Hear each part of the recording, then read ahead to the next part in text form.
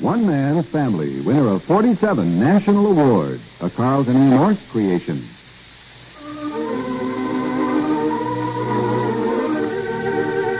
One Man's Family, now in its 27th year, is dedicated to the mothers and fathers of the younger generation and to their bewildering offspring.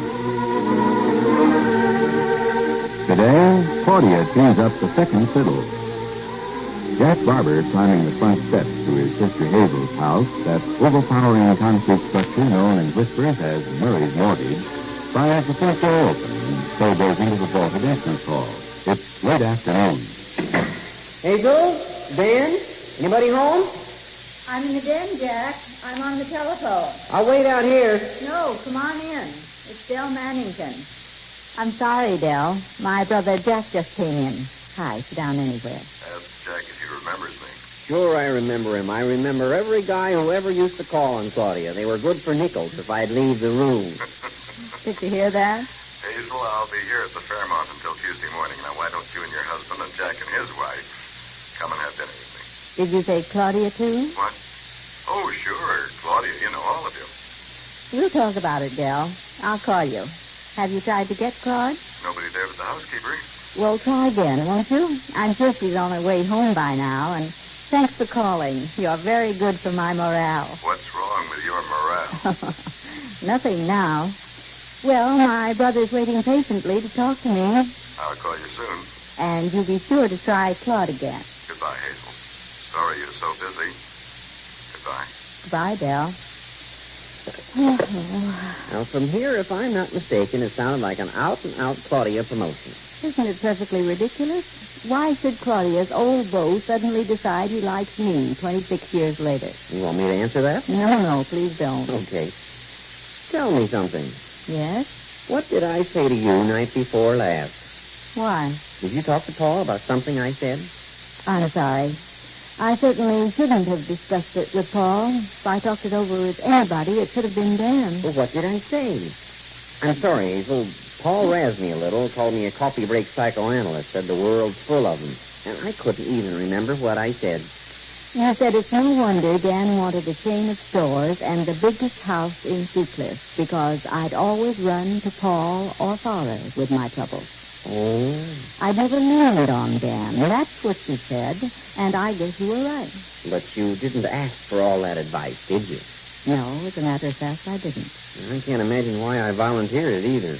I can remember thinking it, but I don't know why I happened to say it out loud. You said it because you feel guilty.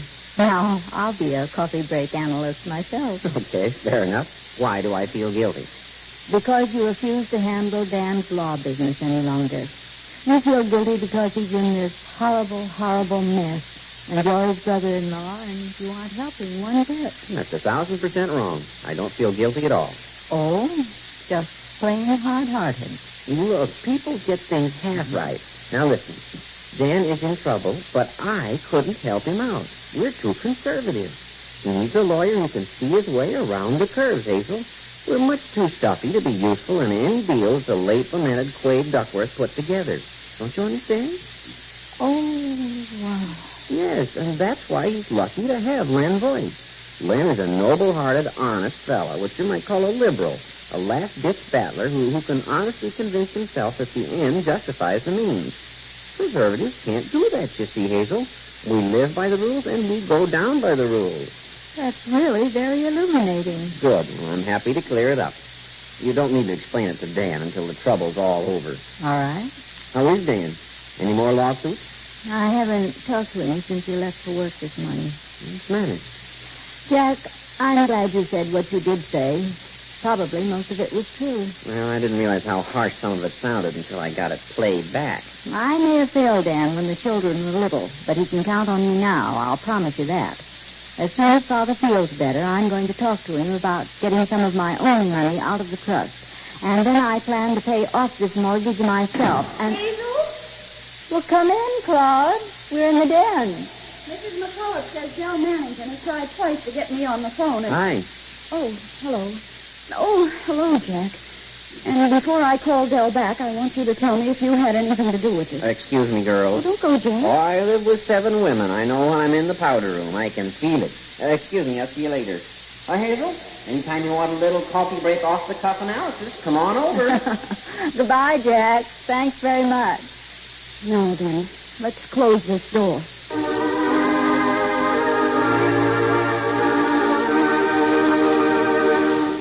We'll return in just a moment to One Man's Family. Let's take a moment to think of the world we live in, and just how small it really is. With modern transportation, traveling to almost any place in the world is only a matter of hours. Now, let's say that you're about to be stationed for the first time in the Panama Canal Zone. Once there, you'll find the Republic of Panama more intimately associated with the United States than any other country.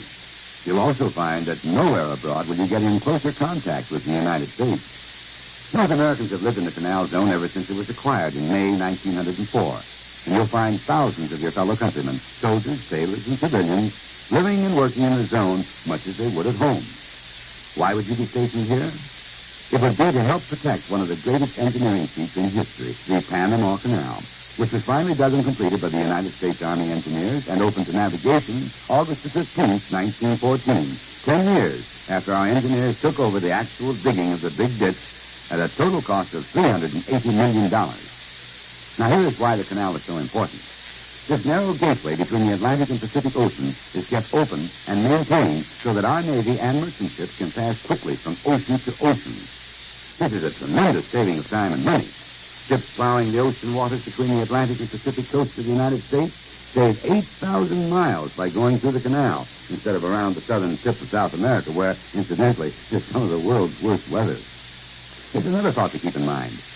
Whenever you leave the Canal Zone and enter Panama proper, you are under the laws and customs of Panama, not those of the United States. So respect these laws and customs to maintain the people's friendship. For remember, the only way to have a friend is to be one.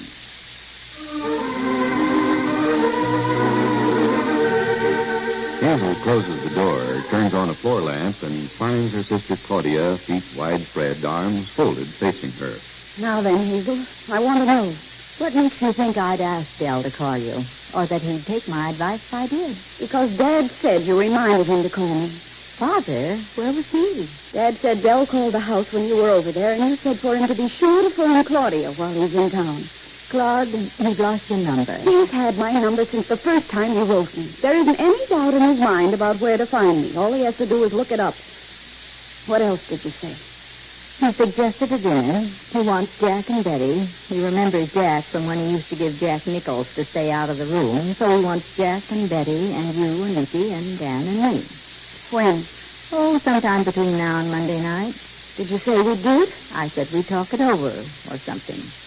I couldn't tell him that Dan's in such an unholy mess he may not want to go anywhere or see anybody. I don't want to be in a position of calling him back, that's all. I won't either. I won't call him.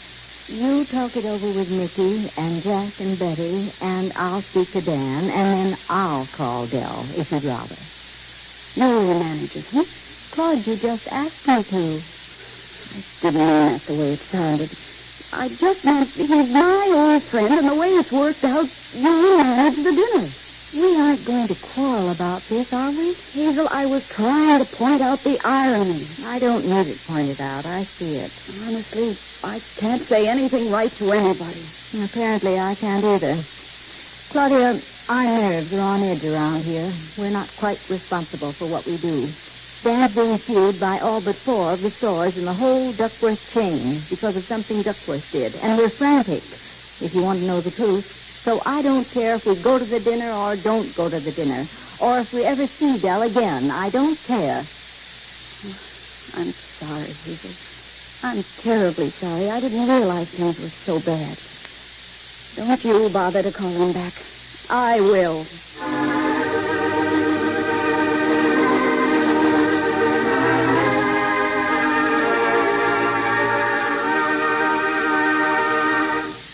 More of the Barbours in just a moment. With your permission, there's something I'd like to talk about for a minute. You know, too many times people try to escape from their responsibilities by having someone else take them over. There was Miles Standish, for example. He was much too busy to ask Priscilla to marry him, so he sent John Alden to pop the question for him. You know what happened. John ended up marrying the girl himself. Of course, if John had had a face like a flat tire instead of being the handsome guy he was, maybe Miles Standish would have married Priscilla instead. Well, actually, I don't know what got me started on this subject, and unless it was my thinking about people who represent somebody else. Take our State Department, for example. Being a representative is one of its biggest jobs. Through the Foreign Service, it helps the Justice and Treasury Departments handle immigration, narcotics, and quarantine problems. And the Secretaries of Agriculture and Commerce look to the Secretary of State to help keep their fingers on the pulse of foreign markets so they can keep the business firms and farmers of America informed on matters of import and export. I guess the only connection between these facts and the courtship of Miles Standish is that, like John Alden, our State Department speaks for itself. A little later, Claudia, back at her own house, locks her bedroom door, throws her jacket on the bed, takes up the telephone, and makes herself comfortable on the chaiselong before she dials.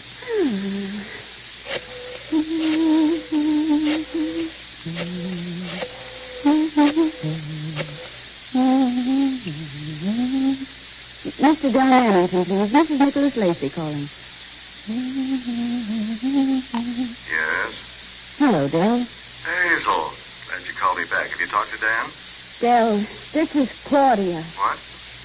Oh, Claudia. Good. I tried to get you twice this afternoon. Hazel said to be sure to check with you on the plans for the dinner. That was terribly sweet of Hazel. I'd lost your number, and she asked if I got you, and I told her no, so I called a couple of times, but you weren't there. Where were you, out shopping? As a matter of fact, I was at the library reading a book. Good for you. What book? Well, that's a joke, Dell. You know I can't read. Claude. You don't need to read. You're the girl who made time stand still. I was telling them about you down in Pasadena. I said I knew a woman who lived outside our concept of time. Now, how's about it? When will we have dinner? I'm free till Tuesday morning, so, when? When will Hazel and Dan be free, and, your husband? Claudia? Oh, that's for you, Mr. Hamilton. I never want to see you again as long as I live. Never, never, never. One Man's Family, which comes to you Monday through Friday, is written by Harlan Ware and directed by Carlton E. Morse, and features J. Anthony Smythe, Bernice Berwin, Paige Gilman, Russell Thorson, and Mary Adams. In Chapter 36, Book 130, After Dinner with the After Dinner Speaker, Frank Barton speaking. One Man's Family, winner of 47 national awards, now in its 27th year, is a Carlton E. Morse production and comes to you from California.